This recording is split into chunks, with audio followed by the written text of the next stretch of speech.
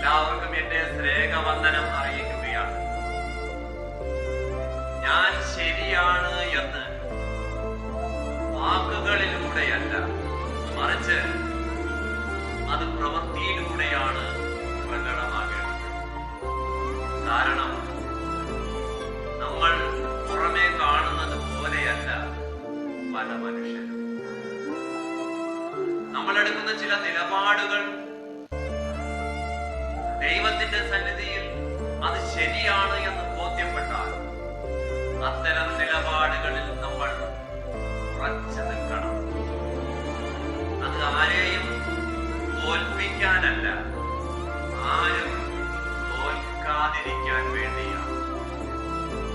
മിത്രങ്ങൾ പോലും ചിലപ്പോൾ ശത്രുക്കളായി മാറാം. തെറ്റ് ചെയ്യുന്നവനല്ല, പലപ്പോഴും തെറ്റ് ചൂണ്ടിക്കാണിക്കുന്നവനാണ് ശത്രുവായി മാറുന്നത്. യേശുവിനെ നോക്കൂ. യേശുവിനെ എന്തിനാണ് ക്രൂശിച്ചത്? യേശു അന്നുണ്ടായിരുന്ന തെറ്റായ ചില നിലപാടുകൾക്കെതിരെ ശബ്ദമുയർത്തുകയും അതിനെ ചോദ്യം ചെയ്തത് കൊണ്ടാണ്.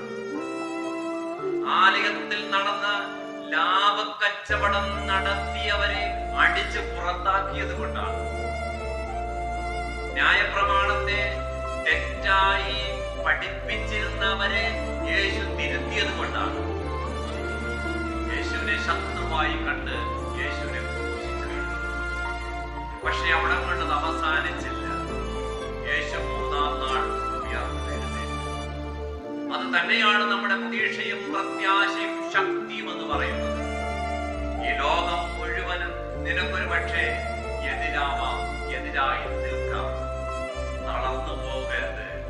കാരണം ബൈബിൾ പഠിപ്പിക്കുന്നു, God with you. ദൈവം നിന്നോട് കൂടെയുണ്ട്. നമ്മോട് കൂടെയുള്ള ദൈവത്തോട് ചേർന്ന് നിന്നുകൊണ്ട് ശരിയായ വഴികളിലൂടെ നമുക്ക് സഞ്ചരിക്കാം. അതിന് ദൈവം നമ്മെ സഹായിക്കട്ടെ. ആമേൻ.